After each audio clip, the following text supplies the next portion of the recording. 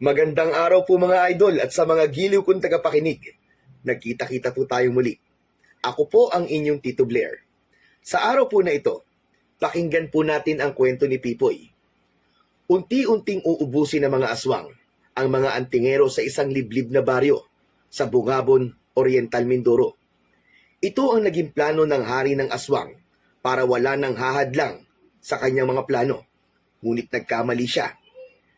May hahadlang sa plano ng haring aswang ang huling alas ng mga antingero sa katauhan nga ng batang si Pipoy. Paano kaya niya matatalo ang mga aswang at ang hari ng mga ito na si Nuaro? Ngunit bago ang lahat mga idol, huwag po nating kalimutan mag-subscribe at i-hit ang notification bell sa aking channel na The Voice Addict para sa mas marami pang makapigil hiningang kwentong aswang at katatakutan mula sa mundo ng kababalagan. Umpisahan na po natin ang kwento. Kalaliman ng gabi sa isang medyo liblib na baryo sa Bungabong, Oriental Mindoro. Naalimpungatan ang 12 anyos na batang lalaki na si Pipoy. Gumagalaw-galaw kasi at lumikha ng mahinang langit-ngit ang katring higaan na pinagtutulugan nila ng kanyang mga magulang. Gasera lang ang ilaw nila sa kanilang kwarto. Pupungas-pungas pa at dahan-dahan siyang nagdilat ng kanyang mga mata. Tumambad sa kanya ang kanyang mga magulang na parang sobrang nag-aalala na may kung anong sinisilip sa maliit na siwang sa kanilang bintana. Narinig din niya ang mahinang usapan ng mga ito. Diyos ko, Leroy! Ayan na naman ang mga aswang sa labas. Talagang hindi nila tayo titigilan. Saka, mukhang mas marami sila ngayon. Magmadali ka, Pemya. Tagtarin natin ang bawang ang bawat dingding ng ating bahay. Tulad ng dati, itataboy ulit natin sila. Diyos ko, sa ganyang karaming mga aswang, makakaya kaya natin silang itaboy ngayon? Biglang nainis si Leroy sa negatibong sinabi ni Pemya. Talagang masakit ang katotohanan. Mukhang ang alanganin sila laban sa mga aswang. Ano ka ba naman, Pemya? Napaka-negatibo mo naman. Ilabas mo na ang medalyon mo at ilalabas ko na rin ang medalyon ko. Nakalimutan mo na bang malakas tayong mga antingero? Siyempre hindi. Pero yung pagiging malakas nating mga antingero, ang dahilan kung bakit pinag-iinitan tayong patayin ng mga aswang na yan. Sina Kanado, Kaiska, at sina Paring Pilo, Paring Eloy. Tagang inisa-isa na silang nilapa ng mga aswang. Pulos magagaling na mga antingero mga yun. Ang mga medalyon nila ay nakuha na rin ng mga aswang. Malamang na naaral na nila ang kapangyarihan ng mga medalyong yun. Kaya malakas ang loob nilang tuluyan tayong ubusin. Bumakat ang mga litid sa panga ni Leroy dahil sa mga katotohanan yon. Ano ay nang pinupunto mo, Pemya? Na hindi tayo lalaban? Ganun ba? Hindi naman sa ganun, Leroy. Ang sa akin lang ay pag-isipan nating maigi ang sitwasyon natin. Maya-maya pa ay napatingin si Pemya sa kinaroroonan ni Pipoy. Hindi niya napansing gising na ang anak dahil nagtulog-tulugan muli si Pipoy. Saka iniisip ko ang anak natin. Ayokong pati siya ay mabiktima rin ng mga aswang ng dahil sa atin. Nakikita ko na siya ang huli nating alas laban sa mga aswang sa labas at sa kanilang hari. Naalala mo ba yung sinabi ko sa'yo? Na may kinalaman sa anak natin? Natigilan si Leroy. Napasulyap din siya sa banda ni Pipoy habang malalim na nag-iisip. Kapag kwan ay bumaling siyang muli kay Pemya. Tama ka, Pemya. Naiintindihan ko na ngayon ang mga punto mo. Kailangan may matira sa ating mga antingero. Si Pipoy nga lang ang huli nating alas. Pero ang problema natin ay saan natin itatago ang anak natin. Nag-iba ang aura ni Pemya. Nabuwayan siya ng loob dahil pumapayag na rin sa wakas si Leroy sa mga gusto niyang mangyari. Hindi problema yun, Leroy. Ang unahin muna natin sa ngayon ay ang umusal ng orasyon ng pagpapasa ng ating mga medalyon kay Pipoy. Pagkatapos, iisara muna natin pansamantala ang paggana ng mga ito para hindi madetekta ng mga aswang at nang sa gayon ay hindi nila matuntun kung nasaan si Pipoy kapag nasa kanya na ang mga medalyon. Maya-maya pa, kapwa na paigtad sina Leroy at Pemya nang marinig nilang sabay-sabay na umatungal at sumingasing ang mga aswang sa labas. Mukhang natutunugan ng mga ito ang kanilang binabalak. Nataranta rin sila nang may ilang aswang ang nagtangkang kalampagin ang mga dingding ng kanilang dampa. Ilabas mo na ang medalyon mo, Pemya. Simulan na natin ang orasyon. Kailangan maipasa natin kay Pipoy ang mga medalyon natin bago pa man nila tayo tuluyang pasukin. Diyos ko, kinakabahan ako, Leroy. Pero sige na, simulan na natin ang orasyon. Sabay na umusal ng orasyon ang mag-asawa. Si Pemya ay medyo nanginginig ang boses. Si Leroy naman ay halatang kontrolado ang malaking boses. Habang sinasambit nila ang parang Latin na mga salita, ay may kung anong puting mga usok ang nagsimulang sumingaw mula sa hawak nilang mga medalyon. Parang may buhay na unti-unting gumalaw ang mga usok at pumaroon ang mga ito sa direksyong kinaroroonan ni Pipoy. Siyempre, ay nagulat si Pipoy sa kanyang nasaksiyan. Kinilibutan siya nang balutin siya ng puting mga usok. Napakislot pa siya nang maramdaman niya ang nanunuot na lamig sa mga ito sa kanyang katawan. Hindi niya maintindihan ang mga puwersang parang nasisipsip ng kanyang katawan mula sa puting mga usok. Pakiramdam niya ay may kung anong sumasanib sa kanya. Sa puntong yun, palala ng palala ang pagtatangka ng mga aswang na sirain ang dingding ng bahay mula sa labas. Halatang pursigido ang mga itong lusubin ang mag-anak ni Pipoy, kahit na napapaso ang mga ito sa mga pangontrang nakalagay sa kung saan-saan. Ngunit hindi pa rin natatapos ang orasyon ni Pemya at Leroy. At dahil nararamdaman nila ang nangyayari sa paligid, ay magkapanabay pa nilang binilisan ang pagsambit ng orasyon. Halos hindi na nga sila magsabay. Nang sa wakas ay matapos ang orasyon, ay agad na nagdilat ng kanilang mga mata sina Leroy at Pemya. Ang dingding kagad ng kanilang bahay ang una nilang tiningnan. Ako po, Leroy! Malapit na nilang mag-iba ang dingding natin! Natataranta namang lumingali nga si Leroy sa paligid. Pemya, ilabas mo ang mga buntot ng pagi natin, dali! Pagkatapos ay isuot na natin kay Pipoy ang mga medalyon natin! Dali-dali namang kumilos si Pemya at hindi lang tig-isang buntot ng pagi sila ni Leroy ang kinuha niya. Sa halip ay kumuha rin siya ng ilang botelya ng mga pangontrang langis at ilang tirintas ng bawang. Tuluyan ng ginising ni Leroy si Pipoy na nagtutulog-tulugan lamang. Pipoy! Pipoy anak, gising! Gumising ka! Tay, ano po nangyayari? Bakit maingay po yata sa labas? Nariyan na naman ang mga aswang anak, kaya bumangon ka na at itatakas ka namin ng iyong inay. Sinabitan ni Pemya sina Leroy at Pipoy sa kanilang leeg ng tig-isang tirintas ng bawang. Binigyan niya ng ilang botelya ng langis si Leroy. Si Pipoy naman ay pinahiran na mismo ni Pemya ng langis na pangontra sa buong katawan. Pagkaraan ay isinabit na rin ni Pemya ang kanilang medalyon ni Leroy sa leeg ni Pipoy. Sa'yo na itong mga medalyon namin, anak. Ikaw na ang bagong amo ng mga ito. Ingatan mo mga yan, anak. At wag na wag mong iwawala. Ikaw na lamang ang natitira naming alas, laban sa mga aswang at sa kanilang hari.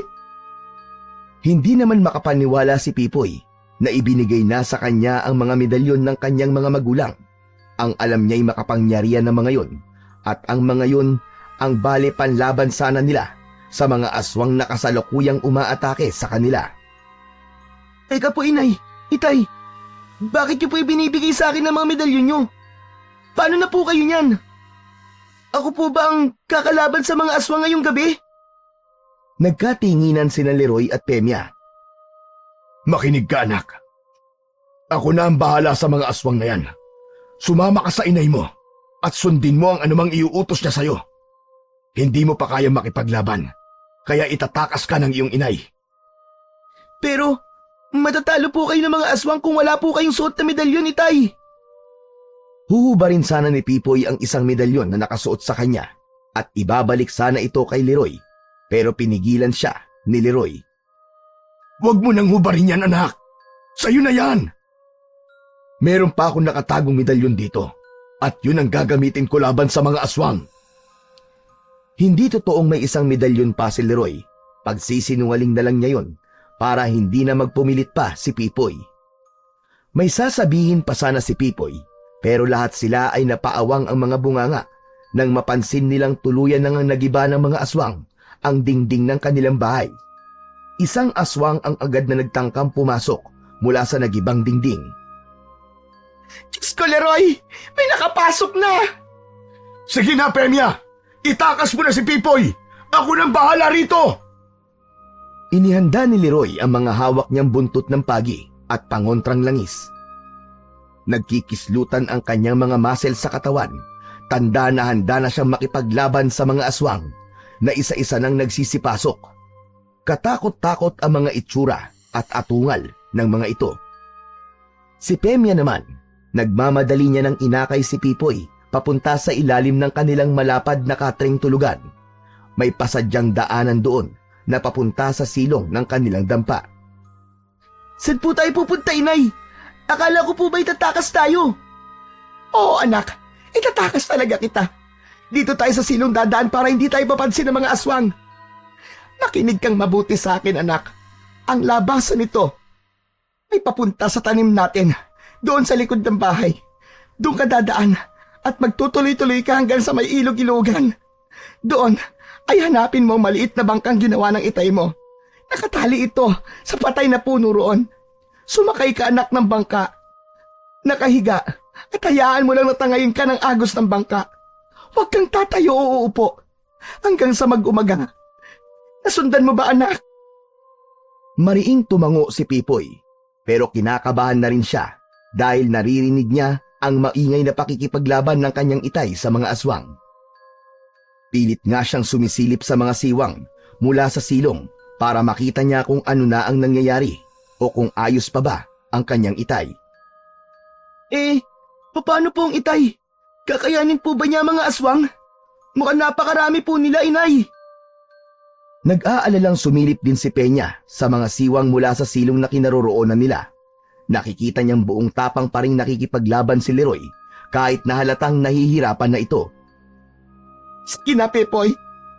Dalihan mo na lumabas sa likod ng bahay at pumunta ka na sa ilog. Bilisan mo, anak. Nagtaka naman si Pipoy.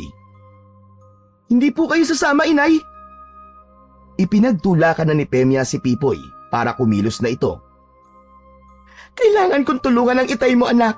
Hindi niya kakayanin na napakarami mga aswang na pumapasok. Isa pa, kung hindi ako tutulong, anak, ay hindi maililigaw ang pansin ng mga aswang. Baka mapansin nila ang pagtakas mo. Kaya kumilos ka na, bilisan mo, anak. Kami na ang bahala rito ng tatay mo. Magmadali ka na. Hindi pa sana kikilos si Pipoy dahil talagang ayaw niyang iwanan ang kanyang mga magulang.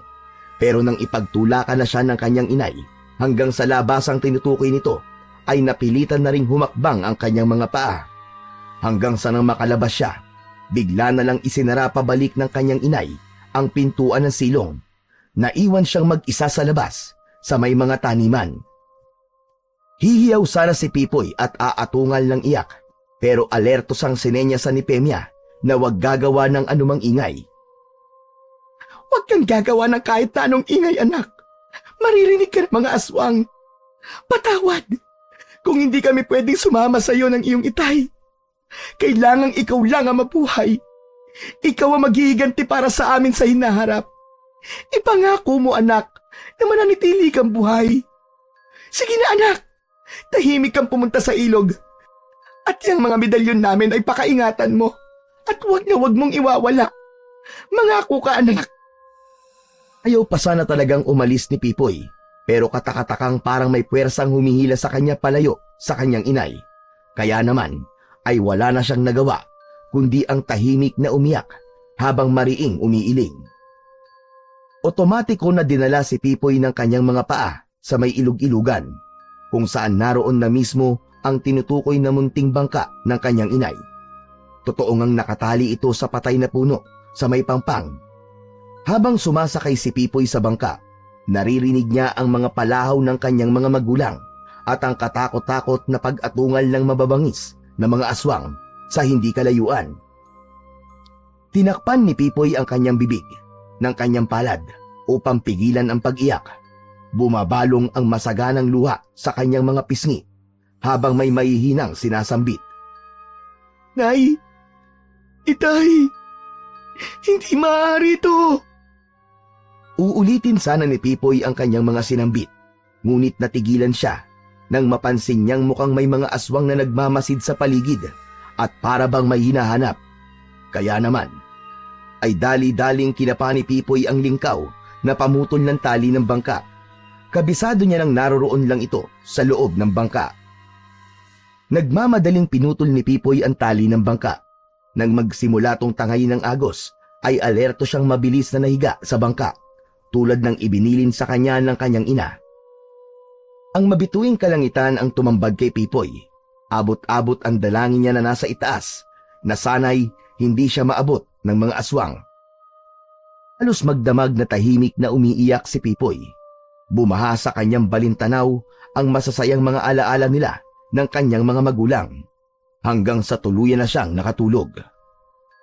Samantala, pagsapit ng bukang liwayway, ay katakatakang may isang sigbin ang palabas sa isang munting kuweba malapit sa parte ng ilog-ilugan. Halatang hindi ito ordinaryong sigbin. Unang-una, nakalabas ito kahit umaga. Ikalawa, ay hindi baliktad ang formasyon ng mga paa nito. At ikatlo, ay hindi itim ang kulay nito. Sa halip, ay kulay mapusyaw na abo. Nagmasid-masid sa paligid ang sigbin na yon. Daig pa nito ang isang mailap na ibon sa bilis ng paglingon-lingon nito sa kung saan-saan. Hanggang sa mamataan nito sa di kalayuan ng ilog, ang isang bangkang siyang kinalululanan ng natutulog na si Pipoy. Walang ano-ano ay biglang kumaripas ng takbo ang sigbin pabalik sa munting kuwebang nilabasan nito. Pumasok ito sa loob ng kuweba. Sa loob naman ng kuweba ay makikita ang isang matandang parang isang ermitanyo. May hawak itong tungkod. Ang kanyang buhok at balbas ay pagkahaba-haba at puro puti na lahat. Siya si Lolo Teroy, isang makapangyarihang antingero na matagal nang nagtatago sa kuwebang yon na hindi mapasok-pasok ng mga aswang dahil sa mga ipinalibot niya ritong matatapang na pantaboy sa mga aswang. Ah, Binoy! Anong meron sa labas? At nagmamadali kang pumarito? May aswang bang nakatuntun sa atin at nagpapanggap lang na tao? Ang tinawag ni Lolo Teroy na si Binoy ay ang kulay abong sigbin mismo. Magbuhat ng mailigtas niya ito mula sa pagkakasabit sa matinik na mga sanga ng nagbabagang puno, ay naging alaga niya na ito. Ito ay dating alaga ng hari ng mga aswang, ngunit itinakwil na ito ng hari, kaya naging pagala-gala hanggang sa masabit nga at muntik pang mamatay sa matinik na mga sanga ng puno. Simula rin na mapaamo ni Lolo Teroy si Binoy at mabigyan ito ng pangalan, ay unti-unting nabaligtad ang mga katangian, 10 na mga kakayahan at mga abilidad nito. Ang palagay ni Lolo Teroy ay normal lang siguro yon sa isang sigbin na itinakwil at nagkaroon ng bagong amo. Nang tuluyan din niyang makuha ang loob ni Binoy, ay nalaman niyang gusto nitong magiganti sa hari ng mga aswang. Siyempre, ay ikinatuwa yun ni Lolo Teroy dahil makakatulong niya si Binoy kapag napaharap na siya sa hari ng mga aswang. Unay umiling-iling si Binoy sa huling tanong ni Lolo Teroy. Pagkaraan ay alalay na kinagat nito ang laylayan ng suot na lumang pangmagsasakang pantalon ni Lolo Teroy. Hinila-hila siya nito na nagpapahiwatig na kailangan niyang sumunod. Sige na, susunod na ako sa'yo. Ano na naman kaya ang nakita mo sa labas? Pabilis na agad na nagpatiuna si Binoy palabas ng munting kuweba. Umuungol pa ito bilang pagpapakita ng kasabikan na nagpapadagdag ng kuryosidad ni Lolo Teroy. Aha! Mukhang may kung anong kakaiba sa labas At lalo pang tumindi ang kuryosidad ni Lolo Teroy nang mapansin niyang biglang umilaw ng bahagya ang suot niyang medalyon. Nanlalaki ang mga matang napakapasya rito. Aba, mukhang may kapwa akong antingerong naligaw rito sa lugar ko. Dahil dito, minadali ni Lolo Teroy ang makalabas ng kanyang kuweba. Pagkalabas nga niya, ay agad niyang pinasadahan ang tingin ng paligid at hinanap kung saan naroon ang mabilis tumakbong si Binoy. At hayun na nga, namataan niya itong umuungol sa direksyon ng isang maliit na bangkang inaanod sa ilog, papunta sa tapat mismo ng kanyang kuweba. Sakto namang sa tapat ng kuweba ni Lolo Teroy ay may isang malaking usling bato na humaharang sa daloy ng tubig ng ilog at mababaw pa sa parting yun. Sa may usling bato mismong yun ay nabalahaw ang munting bangka. Agad-agad nilapitan ni Lolo Teroy at Binoy ang munting bangka at laking gulat ng matandang antingero nang makita niyang may sakay palang isang bata, ang inaakala nilang walang sakay na bangka. Nang susuriin sana ni Lolo Teroy kung may malay ang bata, ay sakto namang paggising ni Pipoy. Nagulat pa siya nang mabungaran ang nakatunghay na balbas sarado at mahaba ang buhok na si Lolo Teroy. Dahil sa itsura ni Lolo Teroy nang para sa gabunan, ay natakot si Pipoy. Mabilis siyang napabalikwas ng bangon na halos ikayugyug ng bangkang sumasadsad sa usling bato. Sino mo kayo? Huwag niyo po akong hahawakan! Napakaparin si Pipoy sa suot niyang mga medalyon ng kanyang mga magulang nang dito mapabaling ang parang nagtatanong na mga mata ni Lolo Teroy. Pero nang mapansin niyang may suot ding medalyon ng matanda, ay pagtataka ang pumalit sa ekspresyon ng kanyang muka. Saka, teka po, bakit may suot din po kayong medalyon? Hindi muna sinagot ni Lolo Teroy ang tanong ni Pipoy. Sa halip ay inakay muna niya ang bata na bumaba ng bangka. Sandali, apo. Halika at bumaba ka muna ng bangka. Magpadali ka at hindi pwedeng dito tayo sa labas mag-usap. Walang ibang taong pwedeng makakita sa atin dito at baka aswang sila na nagpapanggap lamang. Lumingali nga pa si Lolo Teroy sa paligid. At nang matiyak niya na walang sino man ang nagmamanman sa paligid, ay ang munting bangka naman ang binalingan niya matapos makababa si Pipoy. Halika, apo, at tulungan mo na rin akong itulak ang bangkang ito. Kailangan ay mapaanod natin ito para walang bakas na maaaring senyales na may taong tumitira sa kuwebang ito. Kahit duda pa si Pipoy at hindi kampante sa kanyang paligid, lalo na sa kasamang sigbi ni Lolo Teroy, ay nakitulong pa rin naman siya. Iniisip kasi niyang baka kakampi ng mga magulang niya ang matanda dahil sa suot nitong medalyon na ang itsura ay katulad lang din ng sa medalyon ng kanyang mga magulang. Inakay ni Lolo Teroy si Pipoy sa kanyang kuweba matapos nilang tagumpay na mapaanod ang munting bangka. O siya, sumama ka sa akin na po sa aking kuweba. Ay siya nga pala. Ano nga pala ang pangalan mo? Ako si Teroy. Tawagin mo na lamang akong Lolo Teroy. Ako naman po si Pipoy.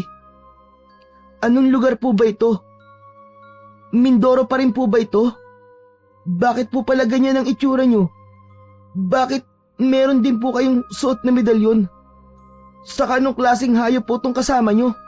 Nakakatakot. Baka kumakain po yan ng tao, ah. Napangiti si Lolo Teroy sa napakaraming tanong ni Pipoy. Parang nakikita niya ang kanyang sarili sa bata nung kaedad niya ito. Aba, ang dami mo naman tanong, bata ka. Mamaya, kapag nasa loob na tayo ng kuweba, ay saka ko sasagutin ang mga tanong mo, ha? Isa pa, ako rin ay maraming itatanong sa'yo, iho. Nang makapasok na nga sila sa munting kuweba, ay sinimulang sagutin ni Lolo Teroy ang mga tanong ni Pipoy. Pinaupo ng matanda si Pipoy sa isang tapyas ng bato, nakatapat naman ng isa pang tapyas ng batong kinauupuan mismo ni Lolo Teroy. Inalok din ni Lolo Teroy si Pipoy nang tinimpla nitong kape. Hetong kape, apo, nang mainita naman ang sikmura mo. Maya-maya lamang mag-aagahan na tayo. Siya nga pala. Sasagutin ko na ang mga tanong mo habang nagkakape tayo. Ahem. Ako ay isang antingero, kaya may suot akong medalyon. Matagal na akong nagtatago rito sa kuwebang ito para hindi ako matunto ng mga aswang. Ikaw naman, apo, saan galing yan suot mong mga medalyon? Napakapa at napatingin pa si Pipoy sa mga medalyong suot niya. Medyo nalungkot pa nga siya nang maalala ang kanyang mga magulang. Ito pong medalyon na ito ay bigay po sa akin ng aking mga magulang. Sila po nagmamay-ari ng mga ito dati. Alam ko po na mga antingero rin po sila na katulad nyo. Kagabi po, pinasok po ng mga aswang ang bahay namin. Naiwan po doon ang mga magulang ko. Hindi ko na nga po alam kung ano na po nangyari sa kanila. Napapaisip na nagtataka si Lolo Teroy sa pahayag ni Pipoy. Ibig sabihin, ay tumakas ka lang at sumakay ng munting bangka. Ganun nga ba? Nakalabing tumango si Pipoy. Yun po kasi ang bilin sa akin ni inay eh. Ayaw ko man po sanang sumunod dahil ayaw ko silang iwan. Pero kusa po akong inakay ng mga paa ko papunta sa bangka sa ilog-ilugan. Napatingin si Lolo Teroy sa suot na mga medalyon ni Pipoy, habang parang nakakaunawang tumangutango. Nakakasiguro na rin siyang hindi isang impostor na aswang si Pipoy. Inakay ka ng enerhiya niyang mga medalyong suot mo, Apo. Pwede ko bang mahawakan niyang mga medalyon mo? Kusa nang lumapit si Lolo Teroy kay Pipoy para hawakan at tuloy suriin na rin ang mga medalyon. Napansin kasi niyang medyo nag-aalangan pa si Pipoy. Parang ayaw nitong ipagkatiwala ang mga medalyon sa kung sino-sino lang, na nauunawaan naman niya kung bakit. Pinakiramdaman ni Lolo Teroy ang mga medalyon habang hawak-hawak niya ang mga ito. Mariin pa siyang napapikit, tanda na may kung ano siyang inaalam tungkol sa mga medalyon. Aha! Palalakas pala mga medalyong ito ng mga magulang mo, Apo. Base sa pagkakasagap ko sa enerhiya nito, ang mga ito ikaw na ang bago nilang Panginoon. Kaya lamang ay kasalukuyang nakasara pa ang mga ito. Alam ko na ngayon ang layunin ng mga magulang mo kung bakit nila ipinamala ang mga ito sa iyo. Lumaki ang mga mata ni Pipoy sa mga sinabi ni Lolo Teroy dahil sa pagkamangha. Ang galing niyo po ah! Bakit niyo po alam? Saka, naalala ko po ang sinabi po sa akin ng mga magulang ko. Ako raw po ang huli nilang alas laban sa mga aswang at sa kanilang hari. Biglang malalim na napaisip si Lolo Teroy at inilala ang bangkang sinakyan kanina ni Pipoy. Mukhang sinadya ng mga magulang ni Pipoy na mapadpad sa lugar niya si Pipoy. Alam na mga ito marahil na sa kuweba siya nagtatago at hindi lang siya ginagambala para wala pa rin makaalam ng kanyang pinagtataguan. Maya-maya pa, napangiti si Lolo Teroy nang may mapagtanto. Mukhang matutupad na rin sa wakas ang noon pa niya pipinghiling na makapagsanay ng isang bata na siyang lalaban sa hari ng mga aswang. Mukhang dumating na ngayon ang itinakdang magbibigay ng hustisya sa kamatayan ng kanyang mga kaantingero. Uy! Lolo Teroy! Bakit po kayo napapangiti? Para po kayong timang yan Natutuwa lamang ako, Apo. Dahil nga sa nalaman kong ikaw ang huling alas naming mga antingero. Naningkit naman ang mga mata ni Pipoy. Hindi pa kasi niya lubos na alam kung ano ang ibig sabihin ng huling alas. Pero teka po, Lolo Teroy, ano po bang ibig sabihin ng huling alas? Ibig sabihin ay ikaw ang itinakdang tatalo sa hari ng mga aswang. Naiintindihan ko na ngayon kung bakit ipinamala sa iyo ng iyong mga magulang ang kanilang mga medalyon. Sinadya nilang dito ka mapadpad dahil ako magtuturo sa iyo ng lahat ng bagay kung paano mo pagaganahin at gagamitin ang mga kapangyarihan ng mga medalyon ng mga magulang mo. Ihahanda kita. Ano po? Ako ang tatalo sa hari ng mga aswang? Imposible naman po yata yun. Nakakatakot po kaya ang itsura ng mga aswang. Paano pa po kaya ang hari ng mga aswang? Kaya ka tuturuan kita, iho, at ihahanda kita. Bakit? Ayaw mo bang ipagiganti ang sinapit ng mga magulang mo laban sa mga aswang na sumalakay sa bahay niyo kagabi? Pero, imposible pong natalo ng mga aswang ang mga magulang ko. Malalakas po sila mga antingero. Babalikan ko po sila at siguradong buhay pa po sila. Nararamdaman ko pong buhay pa po sila, Lolo Teroy. Hindi napigilan ni Lolo Teroy ang mapailing sa harap ni Pipoy. Pero nasa iyo na ang mga medalyon nila. Ibig sabihin ay wala na silang kapangyarihan panlaban sa mga aswang. Alam mo ba kung bakit nila ibinigay sa iyo ang kanilang mga medalyon at itinakas ka nila?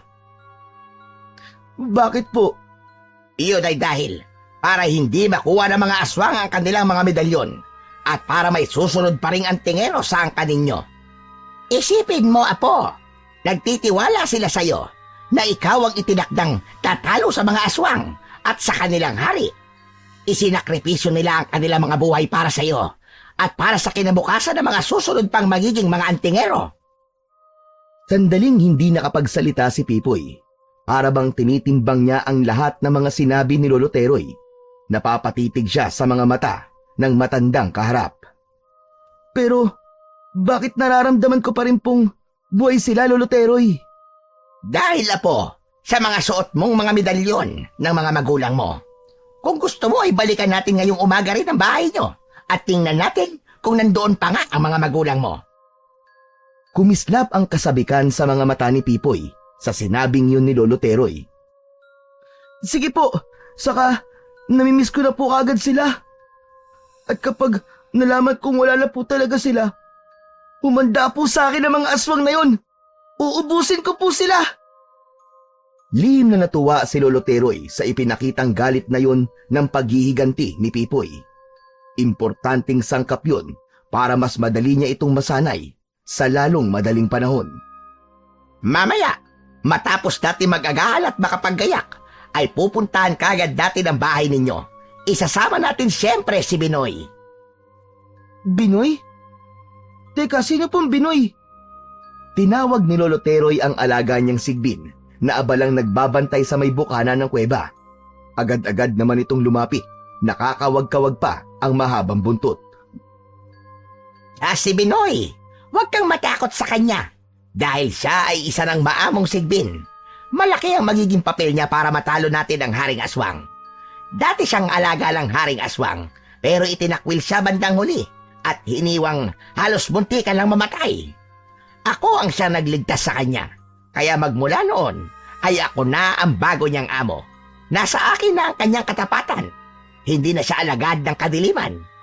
Kung hindi mo alam ay, hindi ganyan ang itsura niya dati. Nagbago na siya. Patamang tinitigan ni Pipoy si Binoy. Halata sa kanyang mga mata na hindi siya kumbinsido sa mga paliwanag ni Lolo Teroy. Paano niyo po nalamang alaga siya dati ng Haring Aswang? Natawa si Lolo Teroy sa pagdududa ni Pipoy. Matalino ka talaga po. Kaya natatanong mo yan at hindi ka kagad naniniwala. Sa totoo lang, ako mismo nung una ay pinagdudahan ko rin itong si Binoy. Iniisip ko pa dati na baka pain lang siya ng Haring Aswang. Hanggang ngayon ay nagdududa pa rin naman ako sa kanya. Paminsan-minsan nga lang. Pero habang tumatagal, ay napatutunayan kong nagbago na talaga siya at talagang malaki na ang galit niya sa Haring Aswang. Napakalayo niya na sa dating siya. Kung dati nga ay napapaso siya sa enerhiya ng medalyon ko, ngayon ay hindi na. Natutunugan na rin niya kung may inihuhudyat ang medalyon ko na hindi ko napapansin. At hindi lang yon. Basta marami ng katangian niya ang nabaligtad na at hindi na maibabalik pa sa dati. Bahagyang tumango-tango si Pipoy pero nakatingin pa rin siya kay Binoy. Ang sigbin naman ay parang nakakaramdam sa pagdududa pa rin ni Pipoy. Kumakawag ang buntot nito na lumapit kay Pipoy at parang nagpapaamong idinidikit-dikit ang katawan sa katawan ni Pipoy. Siyempre, sa pagkabigla ay napaatras at umiiwas si Pipoy. Teka po! Hindi po kaya bigla niya akong dambayin at kainin, Lolo Teroy? Natatawang umiling-iling si Lolo Teroy habang pinagmamasdan ang reaksyon ni Pipoy. Bihira ka talaga, bata ka, oo. Hindi na kumakain ng laman o dugo ng tao si Binoy. Katulad ko na lang din siya na kumakain ng gulay, prutas, karne ng hayop at ng isda. Kung ganun, parang aso na rin po pala siya. Pero kung isasama po natin siya sa pagbabalik natin sa bahay namin, ay baka makita po siya ng mga kababaryo ko. Baka matakot po sa kanya. Galit pa naman po ang mga kababaryo ko sa mga aswang at sa mga sigbin. Hindi problema yan na po. Hindi pa rin naman nawawala ang ibang kakayahan niya bilang isang sigbin. May kakayahan pa rin siyang maging invisible sa mga tao. Eh ako po, tao rin naman po ko ah. Bakit nakikita ko pa rin po siya? Dahil ako na ang amo niya ngayon at isa akong antingero, hindi tumatalab ang pagiging invisible niya sa akin at sa mga katulad ko. Dahil may mga medalyong ka na rin ng antingero, yun ang dahilan kaya nakikita mo pa rin siya. Pero sa ordinaryong tao, hindi siya visible. Ganun po ba? O sige po, kasama na po natin siya pagbalik po natin dun sa amin. Matapos nilang makapaggayak ng maigi, pagkaraan nilang makapag-agahan. Tulad ng sinabi ni Lolo Teroy, ay sinamahan nga niya si Pipoy sa pagbabalik sa kanilang bahay. Kasama nila siyempre ang sigbin na si Binoy. Si Binoy ang nagsilbi nilang tracker, pagkat naaamoy nito kay Pipoy ang amoy ng kanilang bahay. Ang amoy na ito ang nagsisilbing kompas ni Binoy para matuntun nito ang lokasyon ng bahay ni na Pipoy. Basta nakasunod na lang sila rito. Habang naglalakad sila, ay alerto ring nagpapalinga-linga at nagmamasid sa paligid si Lolo Teroy. Napansin naman agad yun ni Pipoy. Bakit po kayo nagpapalinga-linga, Lolo Teroy?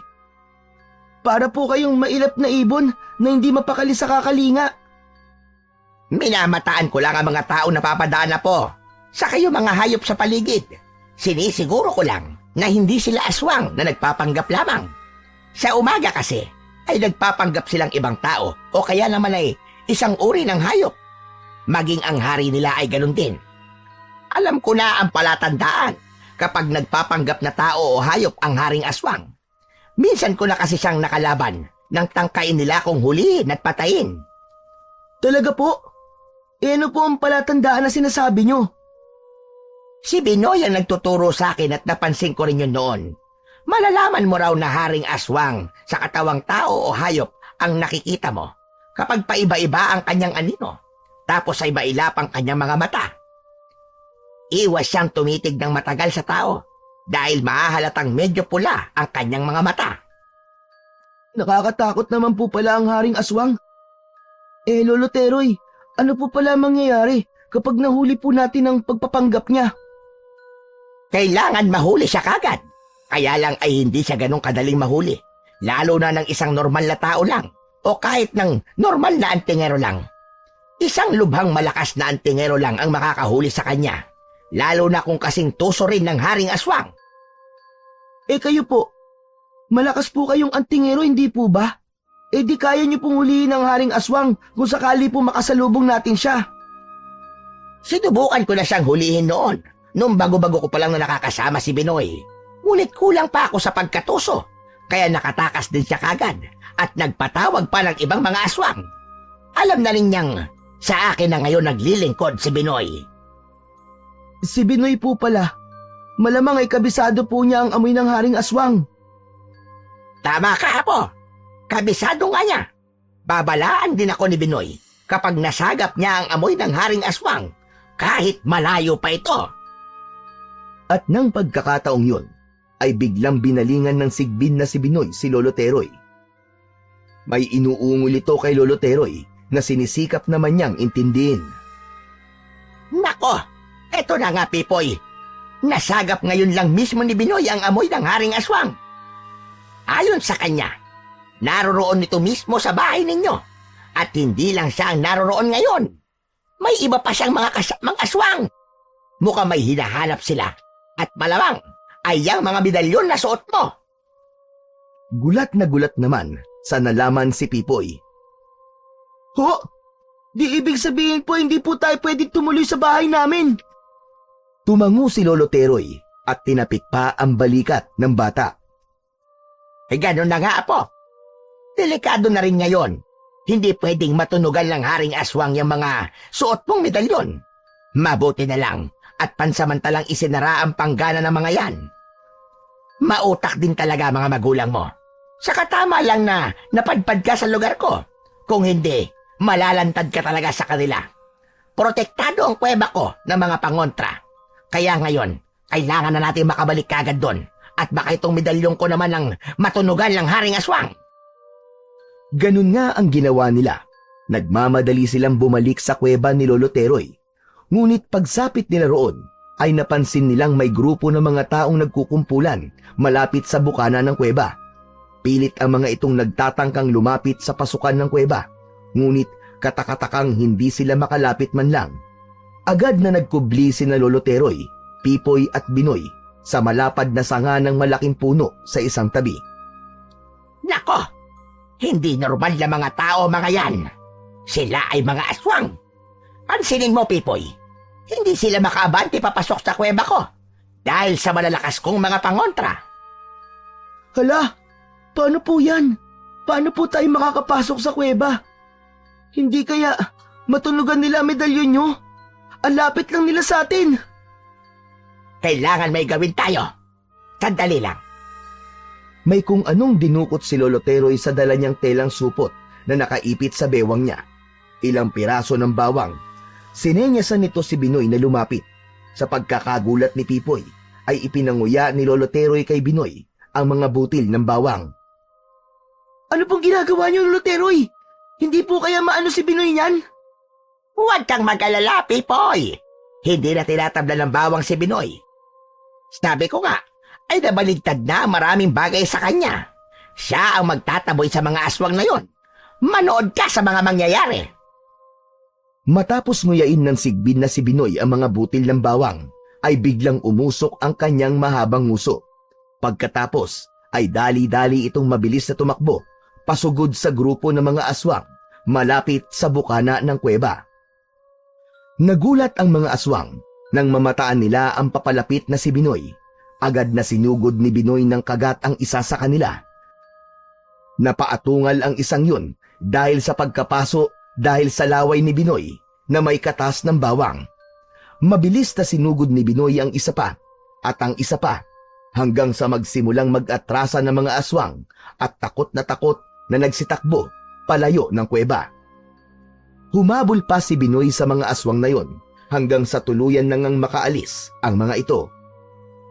Wow! Hanep! Ang galing naman po pala ni Binoy, Lolo Teroy. Ganun lang po niya kabilis na itaboy ang mga aswang. O diba? Sabi ko na sa iyo malaki talaga ang maitutulong sa atin ni Binoy. Alam ko na marami pa tayong paraan pwedeng gawin sa tulong niya.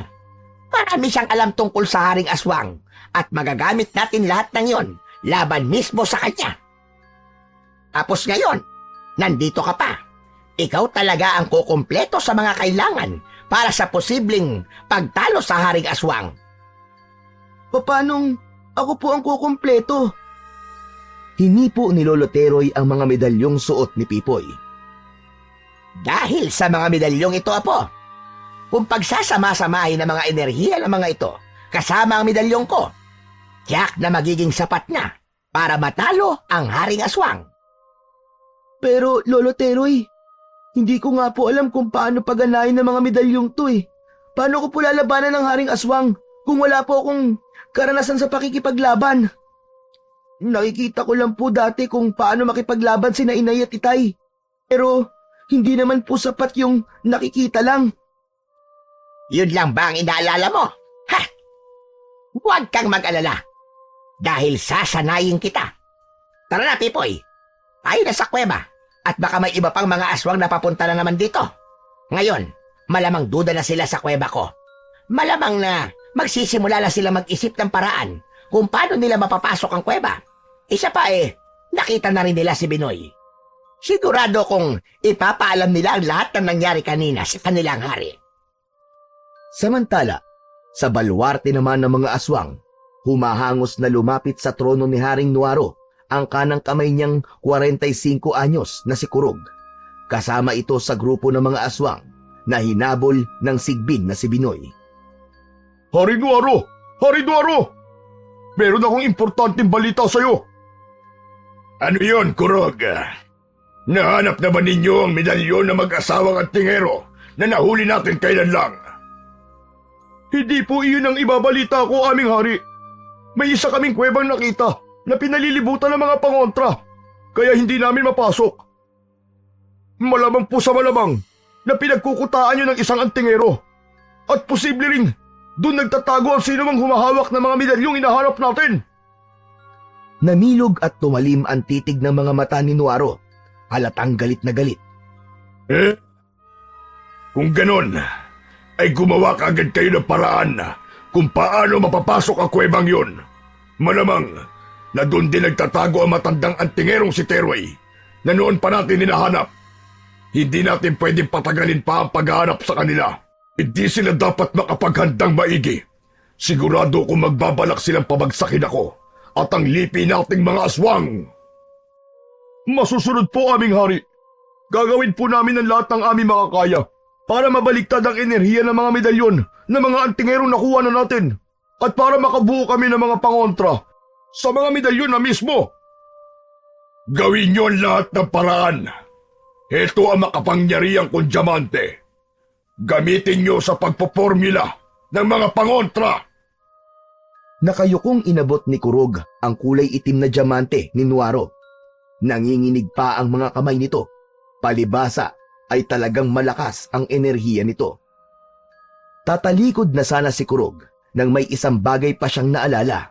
Kaya naman ay muli nitong binalingan ang hari. May isang bagay pa pala kaming natuklasan, Haring Nuaro. Ano yun? Nung pinipilit po namin pasukin ang kuwebang kinokontrol ng mga pangontra, ay hinabol kami ng isang uri ng kakaibang sigbin. Alam niyo ba, aming hari, para itong isa sa mga alaga niyong sigbin eh. Ang kaibahan nga lang ay kulay mapusyaw na abo ito at ang mga paa ay hindi baliktad ang pagkakaporma. Naguguluhang napaisip doon si Haring Nuaro. Sigurado ka bang sigbin na nakita mo? At talagang nakahawig sa mga alaga ko? Sunod-sunod at maririin ang naging pagtango ni Kurog. Opo, aming hari. Kahawig na kahawig talaga siya ng mga alaga niyo, sigbin. Ang nakapagtataka po ay parang may sabawang ang laway ng kakaibang sigbin na yon, na kapag nakagat ka, mapapasok at manghihina. Yun nga po ang dahilan kaya tumakas na lang kami. Hindi rin po kasi namin alam kung ano pa ang kakayahan ng kakatuwang hayop na yon. Natakot po kami. Ang mga hinayupak na mga antingerong yun, mukhang iisahan pa tayo sa paghahanap ng paraan kung paano tayo matatalo. Pwes, kailangan natin pabilisin ang proseso ng paghahanap ng malalakas na pangontra laban sa kanila. Saka lalo niyong palawakin ang paghahanap sa kanila sa lalong madaling panahon, ay kailangan na natin sila mapatay lahat para wala nang hahadlang sa pambibiktima natin ng mga tao. Masusunod po, aming hari. Mas lalo ngang tumindi at masinsin ang paghahanap ng mga aswang sa mga natitira pang antingero na kinabibilangan nga ni Lolo Teroy at Pipoy. Natunugan naman yon ng matatalas na mga pandama ni Binoy. Agad nitong ipinaalam sa matandang antingero ang mga nasagap. Aha! Sinasabi ko na nga ba't magmamadali na ang kampo ng mga aswang para iligpit tayo. Talagang hindi hahayaan ng haring aswang na makapaghanda tayo ng matagal. Ano, Pipoy? Sa ayaw at sa gusto mo, ay kailangan ng sanayin kita kung paano maging isang mahusay na antingero. Huwag na nating hintayin makahanap pa sila ng paraan na makontra nila ang mga pangontrang inilalagay ko sa palibot ng kuwebang ito. Lagot tayo kapag hindi tayo naganda sa panahong to. Matamang napaisip si Pipoy sa mga posibilidad na inilahad ni Lolo Teroy. Samantala, ang sigbin naman na si Binoy ay kapansin-pansin ang pagiging hindi mapakali. Para bang may gusto itong gawin, ngunit halatang hindi pa nito magawa-gawa. Pasimpleng tumitig ito kay Pipoy at sa mga suot niyang medalyon na para bang may kung anong tinatansya. Wala namang kamalay-malay dito sina Lolo Teroy at Pipoy. Sige po, sanayin niyo na po ako, Lolo Teroy. Sisikapin ko pong mabilis sa matuto. Iisipin ko na lang po sina Inay at Itay. Para sa kanila ang gagawin natin. Ipaghihiganti ko po sila laban sa Haring Aswang at sa lahat ng kanyang kampon. Dahil sa sinabi ni Pipoy, ay mahinang napaalulong si Binoy. Halatang ito man, maliban kay Lolo Teroy, ay nasisiyahan din. Umabot ng mahigit 1 buwan ang naging pagsasanay ni Pipoy sa pagiging isang antingero sa tulong ni Lolo Teroy. Siyempre, ay binuksan munang muli at pinagana ni Lolo Teroy ang mga medalyon ng mga magulang ni Pipoy bago sila nagpatuloy sa pagsasanay. Sa loob ng mahigit na 1 buwan na yon, ay siya rin namang mabilis na paghahanda ng kampo ng mga aswang sa pamumuno nga ni Haring Nuaro. Tagumpay naman silang nakabuo ng bagong mga pangontra at panlaban sa mga antingero. Siyempre, ay mahigit 1 buwan ding naging kawawa ang baryo ni Pipoy dahil sa panakanakang pagsalakay ng mga aswang. Wala na silang tagapagtanggol na mga antingero. Sa pag-usad naman ng pagsasanay ni Pipoy at Lolo Teroy, ay may isa silang malaking problema.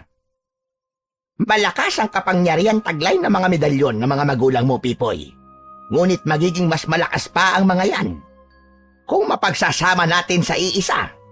Pero ang problema, hindi natin alam kung paano ito pag-iisahin. May kilala kong antingero na mahusay sa pagsasama ng mga medalyon. Ngunit kamalas-malasan ay siya ang pinakaunang sinalakay at brutal na pinatay ng Haring Aswang mismo. Ako naman, wala akong sapat na kakayahan para pagsamahin ng mga medalyon. Biglang umungul-ungol si Binoy dahil sa pinag-uusapan ni Lolo Teroy at Pipoy. Parang may gusto itong sabihin, ngunit hindi napapansin ni Lolo Teroy dahil nakatutok siya sa paghahanda at pagsasanay kay Pipoy. Ganun po ba? Lolo Teroy, posible po bang matalo tayo ng Haring Aswang kung hindi natin mapagsasama ang mga medalyon ko? Oo naman, Apo. Posible tayong matalo talaga. Pero kung mapagsasama lang sana natin ang mga medalyon, ay panigurado na ang tagumpay natin. Lalo na siguro kapag pati yung medalyon ko ay isasama pa natin. Pero siguro naman, sapat na yung 2 na lang na yan ang magsama dahil nag-iisang ikaw naman ang bagong Panginoon nila. Ang sakin kasi ay may tendensiya pang hindi umayon dahil hindi ko pa ito na ipamamana sa'yo. Sa ngayon, ay hindi ko muna maipapapana ito dahil may papel pa akong ginagampanan sa'yo. Heto ka, at tinahanda kita at sinasanay. Ganun po ba? Paano po ngayon ang gagawin natin? Kailangan makaisip po tayo ng ibang paraan. Subukan ko po kayang pagsamahin gamit po mismo itong mga medalyon ko, Lolo Teroy. Tutal ay, kabisado ko naman po ang mga ito. Sige lang, Apo. Subukan mo lang na subukan. Baka nga sakaling makahanap ka ng paraan. Pakiramdaman mo lang ang mga yan na maigi. Intindihin mo mga hudyat na inihahatid nila sa'yo. Sinubukan nga ni Pipoy. Ang totoo, maghapon yun ang pinagkabalahan niya sa loob ng kuweba.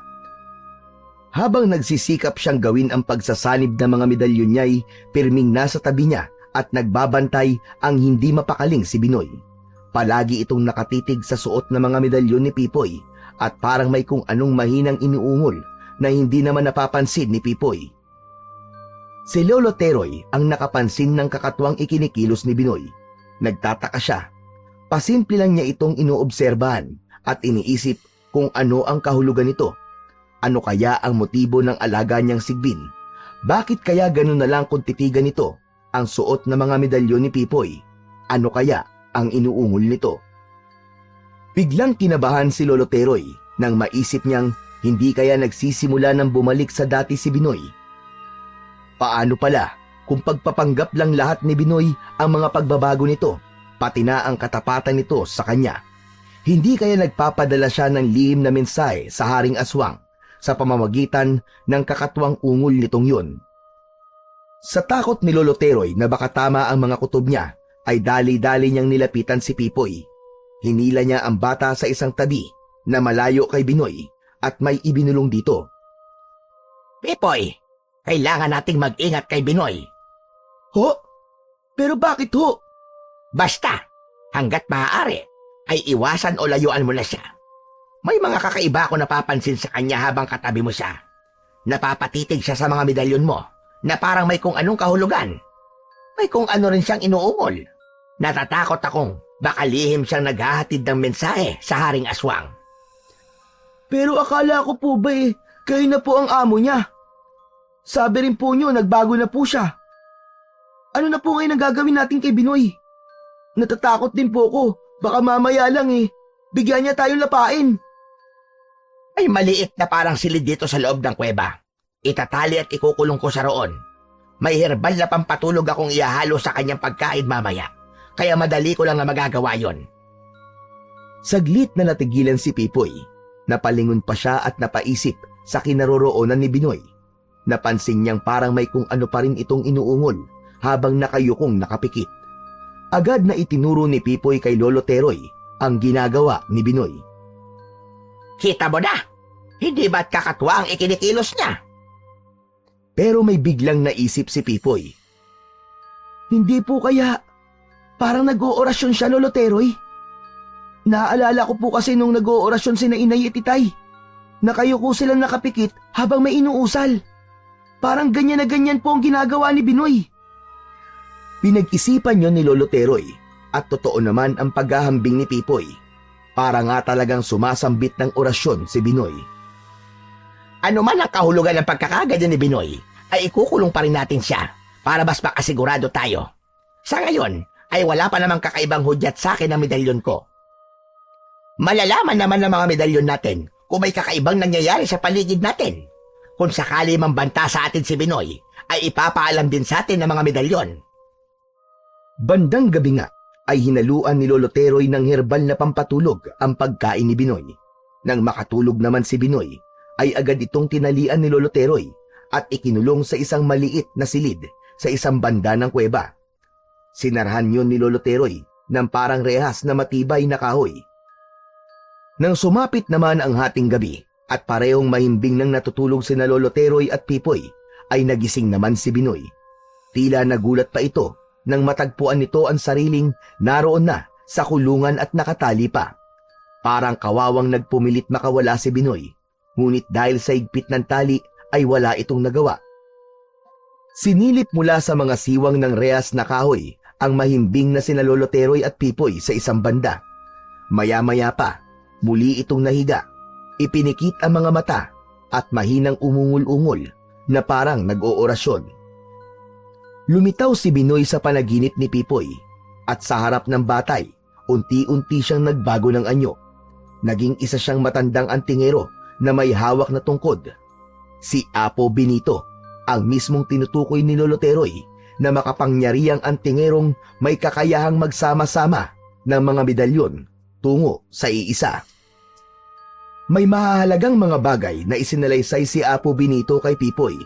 Kasama na rito kung paanong nangyaring napunta siya sa kanyang panaginip at kung paano siya naging isang sigbin. Sinadya raw ni Apo Benito na kapag namatay siya ay maililipat ang kaluluwa niya sa isa sa mga alagang sigbin ng Haring Aswang na nakahuli sa kanya. Isa raw kasi yon sa mga kakayahan niya. Sinadya niya ring mapasabit sa isang matinik na mahabang puno nang minsan silang namamasyal ng Haring Aswang at magmukhang wala ng pag-asang makatakas pa at mabuhay para itakwil siya ng hari. Nang pabayaan naman siya ng Haring Aswang, ay nakipag-ugnayan kagad siya sa pamamagitan ng pinakamalapit na medalyon ng isang antingero para makita siya at matulungan makaalis sa mga tinik. Nagkataon naman na ang pinakamalapit na antingero noon sa kinaroroonan niya ay si Lolo Teroy. Nakuha raw ng Haring Aswang ang medalyon niya pero hindi ang mga kapangyarihan at enerhiya nito dahil ang mga yun ay sinelyuan niya at kusang sumusunod sa kanya saan man magpunta ang kanyang kaluluwa.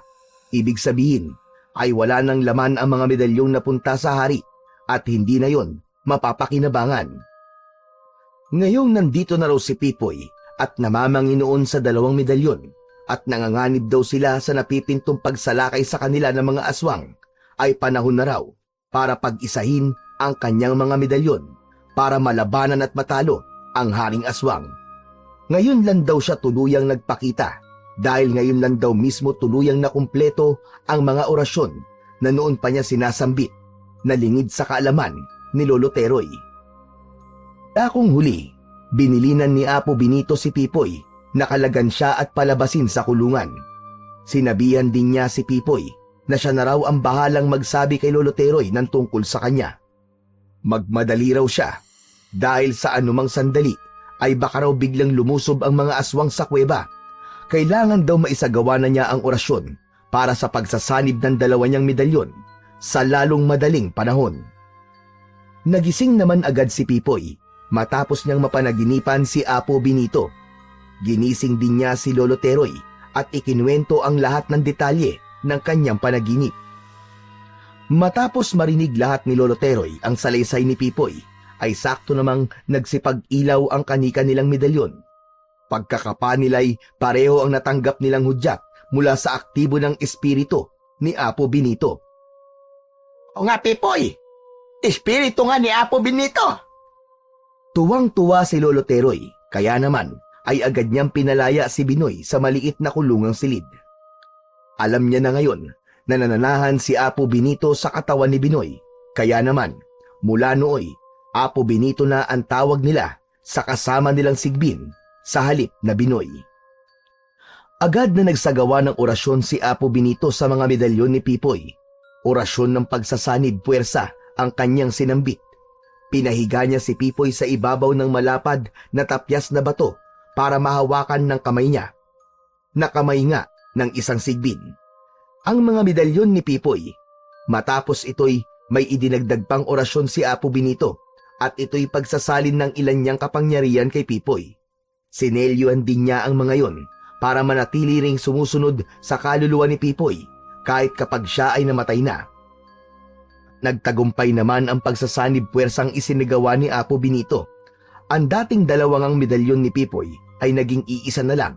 Isang napakaganda, makintab at kulay gintong medalyon. Pati ang itsura ni Pipoy ay medyo nagbago rin dahil sa pagsasanib puwersa. Ang buhok niya, pati mga kilay at pilikmata ay naging kulay puti. Naging kulay ginto rin ang kanyang mga mata. Gulat na gulat nga si Lolo Teroy.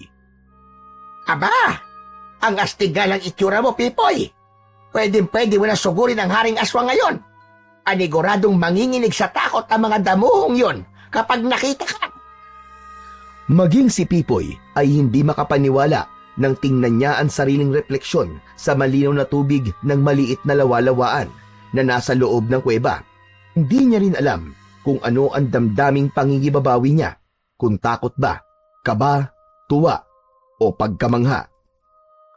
Magsasalita pa sana si Pipoy nang walang ano-ano'y natigilan sila.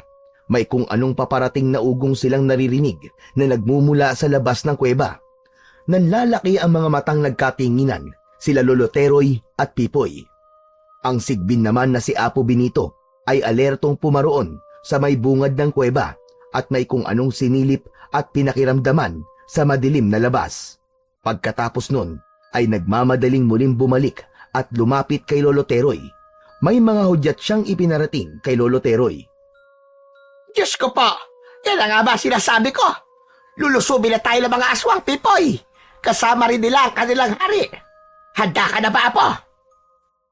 Noon na talagang kinabahan si Pipoy. Nanginginig ang kamay na kinapa niya ang kanyang medalyon at pinakiramdaman ito. Naririnig niya ang tinig ng kanyang inay at itay. Lakasan mo ang loob mo, anak. Magtiwala ka sa kapangyarihan ng pinagsama naming medalyon ng iyong inay. Lalo na ang kapangyarihang isinalin sa iyo ni Apo Benito. Tandaan mo, anak. Ikaw ang huli naming alas. Sa'yo nakasalalay ang kinabukasan ng baryo natin at ng mga kalahi nating mga antingero. Huwag mo sana kaming bibiguin. Pinatatag ni Pipoy ang kanyang loob dahil sa mga salitang ibinulong sa kanya na mga tinig ng kanyang mga magulang. Sapat na ang mga yun para harapin ang mga aswang at ang kanilang hari. Isa pa, nararamdaman talaga niyang buhay pa ang kanyang mga magulang. Hindi na niya maipaliwanag kung sa paanong paraan sila buhay pa. Ang sumunod na nangyari, biglang may malakas na kung anong tunog silang narinig. Para bang may malaking salaming nabasag. Ako po! Mukhang nabasag na ang inilagay kong pangontrang proteksyon sa palibot nitong kuweba. Pipoy! Apo Benito! Hubanda kayo sa pagsalakay ng mga aswang! Inihagis ni Lolo Teroy sa Sigbin na si Apo Benito ang supot ng mga bawang niya. Ninata naman lahat yon ni Apo Benito hanggang sa umusok ang kanyang naglalaway na bunganga. Napakatapang ng amoy ng bawang. Makaraan ay pumosisyon si Apo Benito malapit sa bukana ng kuweba. Inilabas naman ni Lolo Teroy ang kanyang mga pangontra at pinagana ang mga kapangyarihan ng kanyang medalyon. Umilaw ito at naglabas ng manipis na puting usok na pumalibot sa kanya at bahagya siyang iniangat sa ere. Si Pipoy naman, Umilaw din ang kanyang medalyon at naglabas din ng manipis na usok, ngunit ang kulay ay parang sa pilak na may halong ginto. Pumalibot din ito sa kanyang katawan. Tulad din ni Lolo Teroy ay inangat siya ng bahagya sa ere. Sumunod ay umilaw ang kanyang kulay gintong mga mata. Pumosisyon din sina Lolo Teroy at Pipoy sa may bukana ng kuweba. Humilera sila roon, kasama si Apo Benito. Si Pipoy ang nasa gitna. Nakakakilabot ang naging pag-atungal ng mga aswang nang makita ng mga yon sina Lolo Teroy, Pipoy at Apo Benito. Halatang nanggigigil sila. Nasa dulo ang haring aswang na Sinwaro, katabi ng kanang kamay niyang si Kurog at dalawa pang aswang na nakatalokbong ang mga muka ng telang itim. Sumigaw na Sinwaro bilang hudyat ng pagsisimula ng laban. Mga kalahi, magsisugod kayo! Wakwakin nyo ang mga katawan at ubusin nyo ang mga lamang loob ng tatlong mga inayupak na yan sa harap ko ngayong gabi! Sugod! Sa tulong ng kapangyarihan ng medalyon ni Lolo Teroy, ay nakapagpalabas siya ng mahiwagang nagliliwanag na mahabang parang latigo. Yun ang bali gagamitin niya laban sa mga aswang. Si Apo Benito naman ay biglang nagtriple ang kanyang laki bilang isang mabangis na sigbin. Humaba, tumulis pang lalo at tumalas rin ang kanyang mga ngipin. Pagdating naman kay Pipoy, nagkaroon din siya ng parang kidlat na latigo na tulad ng kay Lolo Teroy. Dalawa ang kanya, tig-isa sa kanyang mga kamay. At hindi lang basta nag-iisa ang kanyang katauhan, naging tatlo siya na bawat isa ay may tig-dalawang kidlat na latigo. Lolo Teroy! Apo Benito! Sabay-sabay po tayo! Sugod! Napakabilis ni Apo Benito. Kada segundo ay isang aswang ang nalalapa niya. Nagkikikisay ang mga ito hanggang sa mamatay dahil sa matapang na bawang na nasa kanyang laway at syempre ay nahaluan na rin ng kanyang malakas na enerhiya. Kahit matanda na, si Lolo Teroy naman ay maliksi pa rin. Tira roon, tira rito ang ginawa niya gamit ang kanyang mahiwagang latigo. Bawat tamaan ay halos mahati ang katawan at kaagad-agad na namamatay. Si Pipoy naman at ang kanyang dalawang replika ay tulad ni Apo Benito ang bilis. Kada tamaan ng kanilang kidlat na latigo ay kagad na nagiging abo. Sa loob lamang ng ilang minuto ay maraming aswang kagad ang napatay ni Lolo Teroy, Pipoy at Apo Benito. Dahil dito, nagalit ang haring Sinwaro. Lintik na mga antingerong yan! Ngayon ay humanda kayo!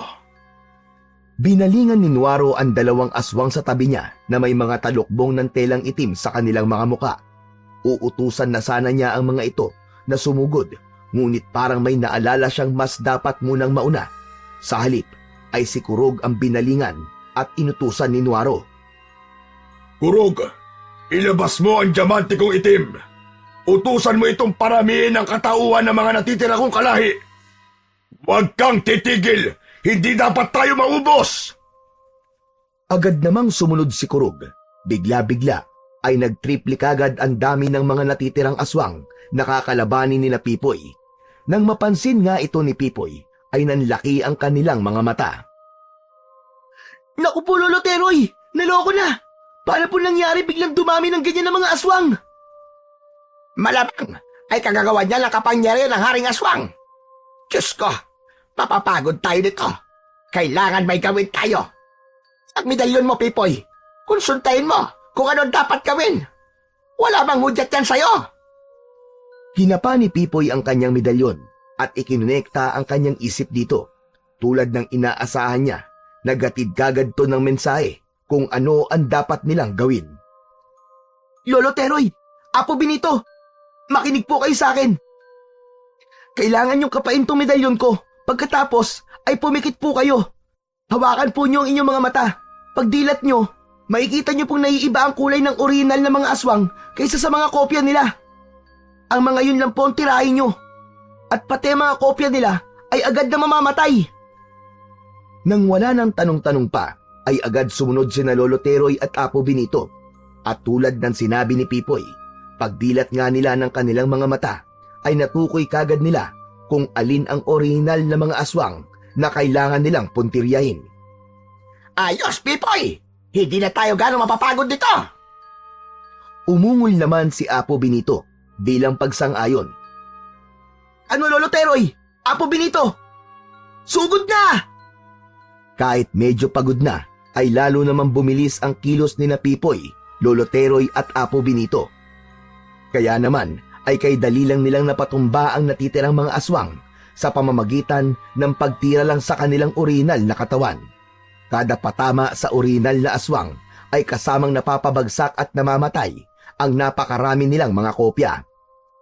Nag-alburuto naman sa galit si Nuaro nang makita niyang bigo ang kanilang plano. Nanginginig ang mga kalamnang nag-isip siya ng malalim para sa mas matindi pang dapat niyang gawin. Sa wakas ay binalingan niya na ang dalawang aswang na may takip ng tela sa muka. Kayong dalawa, humanda kayo! Kayo na ang susugod! Kapag kuwan ay si Kurog naman ang binalingan ni Nuaro. Kurog, pagganahin mo ulit ang diamanting itim. Yun ang pag-usapan natin tungkol sa dalawang ito. Pagganahin mo na! Pagkatapos ay humanda ka na rin dahil haharap tayo sa mga hinayupak na mga yan. At siya nga pala, paramihin mo rin ang katauhan ko sa tatlo tulad ni Pipoy at ako makakaharap niya. Pero siguraduhin mong hindi niya matutukoy kung alin sa amin ang orihinal. Kailangan palabasin mong lahat kami ng mga kopya ko ay orihinal. Nakukuha mo ba? Opo, mahal na hari. Isasagawa ko na po ngayon. Inuna ni Kurog na paramihin sa tatlo ang katauhan ni Nuaro at totoo ngang sa paningin ni Pipoy, Lolo Teroy at Apo Benito ay orihinal silang tatlo. Opo, Pipoy! Naging tatlo rin tulad mo ang Haring Aswang! Ang mahirap pa nito, mukhang pare-pareho silang orihinal! Sumunod ay ang dalawang aswang naman na may takip sa muka ang binalingan ni Kurog. Sa tulong ng kapangyarihan ng diamanting itim ni Nuaro na hawak niya, ay pinagbago nito ang itsura ng dalawang aswang. Unti-unti ay naging doble ang laki ng dalawang aswang at naging maskulado ang mga katawan. Nadoble rin ang talas at haba ng kanilang mga kuko. Nang mawarak naman ang mga takip ng kanilang mga muka, ay napaatras sa pagkabigla sina Pipoy, Lolo Teroy at Apo Benito. Paanong hindi, ay sobrang papangit at nakakatakot talaga ng mga itsura ng mga yon. Sobrang buwaghag at titigas ng kanilang mga buhok. Malalakit malalalim kung tumitig ang kanilang nagbabagang pulang mga mata at mauumbok ang kanilang mga bungangang tinubuan pa ng marami at nagtutulisang mga pangil. Aatungal sana ang dalawang aswang na yon, ngunit sa hindi malamang dahilan ay parang nagpipigil, lalo na nang mapatitig ang mga ito kay Pipoy at sa dalawa niyang kopya. Inutusan ni Nuaro ang dalawang aswang na harapin si Pipoy. Ano pang hinihintay nyo? Sugurin nyo na lintik na batang yan! Ikaw naman, Kurog. Akin na yan diamanting itim. At harapin mo naman ang matanda at ang sigbin na kasama nila! Ayaw pa sanang sumugod ng dalawang maskuladong mga aswang, ngunit may puwersang pilit silang pinakikilos. Kaya naman ay napasugod na rin sila kay Pipoy at sa dalawa niyang kopya. Si Pipoy naman, sasalubungin na sana niya ang dalawang aswang na yon nang walang ano-ano'y napansin niyang biglang umilaw ang suot niyang medalyon. Kaya naman ay napatigil siya sa pagtakbo, napakapa siya sa kanyang medalyon at agad niyang narinig ang tinig ng kanyang mga magulang. Anak, kami ito ng iyong inay. Hindi namin kontrolado ang mga katawan namin. Hindi namin alam, anak, kung paano ka namin iiwasang kalabanin. Ngunit ang puwersang kumukontrol sa amin ay sobrang lakas. Utusan mo medalyon mo, anak, na kontrahin ang nangyayari sa amin. Nanlaki ang mga mata ni Pipoy sa kanyang napag-alaman. Napatulala na lang siyang napatitig sa dalawang aswang na papasugod pa rin sa kanyang kinaroroonan. Dahil sa pagkabigla, ay saglit na nablangko ang isip ni Pipoy. Hindi niya malaman ang gagawin. Mabilis na nakalapit kay Pipoy ang naging aswang na sina Leroy at Pemya. Hindi pala sila agad pinatay ni Nuaro nung mahuli sila. Kaya pala'y ito pala ang balak ng Haring Aswang, ang paglabanin sila hanggang sa magkamatayan. Napasigaw si Lolo Teroy nang mapansin niyang dadambahin na ng dalawang maskuladong aswang si Pipoy. Ay, mga aswang! Datambahin ka, umiwas ka! Si Apo Benito naman ay natigilan at tila tinatansya kung ano ang nangyayari. Gumalaw-galaw pa ang ilong at tenga niya na para bang may kung anong sinasagap o inaamoy.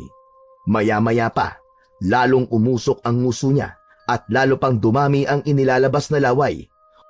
Walang sabi-sabing nanggigigil niya muling binalingan ang pinagtutulungan nilang pabagsakin ni Lolo Leroy na si Kurog. Mabilis niyang pinagkakakagat ang iba't ibang parte ng katawan nito at hindi niya tinantanan hanggang sa tuluyang mawalan ito ng lakas at walang malay na matumba sa sahig. Sumunod ay sinugod naman ni Apo Benito ang dalawang aswang na mga magulang pala ni Pipoy. Ang balak lang sana niya ay pahinain ang mga ito sa pamamagitan ng may katas ng bawang niyang mga kagat. Ngunit nandadambay na sana ni Apo Benito ang mga magulang ni Pipoy, ay may kung anong puwersang malakas na tumulak kay Apo Benito. Galit na agad na muling tumayo si Apo Benito. Susugurin sana niya muli ang mag-asawa. Ngunit sa gulat ni Apo Benito ay bigla ring tumilapon ng mag-asawang aswang na para ring may malakas na puwersang tumulak sa kanila. Ganun na lang ang naging pagtataka ni Apo Benito. Agad tuloy niyang tinangkang makipag-ugnayan sa enerhiya ng medalyon ni Pipoy. At yun nga, napag-alaman niyang may ibang plano pala ang medalyon ni Pipoy para rito at sa mga magulang nito. Sa huli, hinayaan lang ni Apo Benito kung ano ang susunod na mangyayari. Apo Benito! Ito na nangyayari! Ano na ang gagawin natin? Umungol si Apo Benito at ipinabatid kay Lolo Teroy kung ano ang nagaganap, kaya nagpatango-tango na lamang si Lolo Teroy. Samantala ay naghihintay rin si Nuaro sa kung ano ang mangyayari. Pasimple siyang may kung anong ibinubulong sa hawak niyang makapangyarihang diamanting itim. Sa wakas ay nanumbalik naman ang wisyo ni Pipoy at tumuwid ng tayo. Galit na galit niyang inihampas ang hawak niyang latigong kidlat. Ganon din ang ginawa ng kanyang mga kopya. Pagkatapos, ibinalingan nila sina Leroy at Pemia. Sina Leroy at Pemia rin ay galit na muling bumangon mula sa pagkakahagis kanina. Nang makita nila ang iniakto ni Pipoy, sila man ay inihanda ang mga sarili. Umatungal sila ng nakakatakot at pinalagutok ang kanika nilang nanginginig na mga katawan. Maya-maya pa ay may inihudyat si Nuaro kina Leroy at Pemia. Sugod mga gunggong! Hindi kayo mamamatay hanggat hindi niyo napapatay ang buwisit na batang antingerong yan! At sinugod nga ni Leroy at Pemia si Pipoy. Talagang naging napakatindi ng paglalabang naganap. Pagkatapos nun, ay inutusan din ni Nuaro ang dalawa niyang kopya na kalabanin sina Teroy at Apo Benito nang mapansin niyang tutulungan sana ng mga ito si Pipoy sa pakikipaglaban. Ngunit yun ang malaking pagkakamali ni Nuaro. Nalantad siya bilang ang orihinal na kopya. Napakatindi ng paglalaban ni Pipoy ng kanyang mga kopya at ni Leroy at Pemia. Palipat-lipat sila ng direksyon hanggang sa walang ano-ano ay napalapit sila sa kinaroroonan mismo ni Nuaro. Hindi naman yun napaghandaan ni Nuaro. Dahil nga sa bilis ng kilos ni Pipoy at ng kanyang mga magulang. Hanggang sa walang ano-ano'y, pasimpleng minataan ni Pipoy ang hawak na diamanting itim ni Nuaro. Nang makatsyempo siya, agad niya tong hinampas ng latigo niyang kidlat. Huli na ng tangkain sanang iiwas ni Nuaro ang hawak niyang diamante. Dahil lang mapatamaan ito ni Pipoy, ay tumilapon ito ng mataas sa ere. Ang sumunod na nangyari, parang jump ball na nagunahan sina Pipoy at Nuaro sa nakalutang na diamanting itim. Siyempre, ay gusto itong mabawi ni Nuaro dahil dito nakasalalay ang kanyang tagumpay laban kina Pipoy at sa kanyang mga kasama. Si Pipoy naman ay kailangan niyang maunahan ng Haring Aswang na basagin ang makapangyarihang diamante. Dahil dito pala nanggagaling ang kapangyarihan ni Nuaro. Sa pagkakaalerto sa kahihinatnan ng mga pangyayari, ay mabilis na tumakbo si Apo Benito at walang sabi-sabi niyang nilundag si Nuaro. Kinagat niya ang paa nito at mabilis na hinatak pababa. Dahil dito, Walang kahirap-hirap na nahampas muli ni Pipoy ng kanyang latigong kidlat ang bumabagsak pa lang noon na diamanting itim. Dahil sa kapangyarihang taglay ng latigo ni Pipoy, ay agad na nabasag ang nasabing diamante at nagkapira-pirasong sumaboy sa hangin. Ang sumunod na nangyari, umatungal sa galit at takot si Nuaro nang makita niyang nabasag na ang diamanting itim. Diamante kong itim! Hindi! Hinayupak kang batang antingero ka! Isinusumpa ko! Hindi pa talaga tayo tapos! Naiinis namang sumingit si Lolo Teroy. Tarantado ka! Anong sinasabi mong hindi pa kayo tapos? Matatapos na ang buhay mo ngayon, hinayupak! Alam mo ba, ay tatalampan sumpa mo ngayong basag na ang diamanting itim mo! Asa ka pa! Sira ulo! Sa puntong yun, ay nagwala na si Nuaro habang unti-unti siyang nagiging abo. Hindi niya matanggap na ganun lang siya kadaling natalo ng isang batang antingero. Mga hinayupak kayo! Mga hinayupak kayo! Matapos maging abo ng haring aswang na si Nuaro, ang lahat ng napatay na mga aswang na nagkalat sa paligid ay isa-isa na ring naging abo. Samantala, sina Leroy naman at Pemya ay bumalik sa dati nilang anyo. Tuwang-tuwa silang tinakbo ng yakap ni Pipoy. Si Pipoy naman ay bumalik na sa dati niyang anyo at talagang napaluwa siya sa labis na saya nang muling mayakap ang kanyang mga magulang. Kalaunan ay nakiyakap na rin si Lolo Teroy at si Apo Binita naman bilang isang sigbin ay ikiniskis ang kanyang katawan sa mga paa ng kanyang mga kasama. Tagumpay ang plano natin, Pemya! Hindi tayo binigo ni Pipoy! Oo nga, asawa ko. Ang galing talaga ng huli nating alas. Ngunit hindi inako lahat ni Pipoy. Imunestra niya sina Lolo Teroy at Apo Benito. Hindi, inay. Itay, hindi lang po ako magaling. Sina Lolo Teroy rin po at Apo Benito. Ang totoo po, lahat tayo magagaling. Kaya mabuhay ang angkan ng mga antingero. At umayo naman sina Leroy, Pemya at Lolo Teroy. Sabay-sabay nilang ginaya ang huling isinigaw ni Pipoy.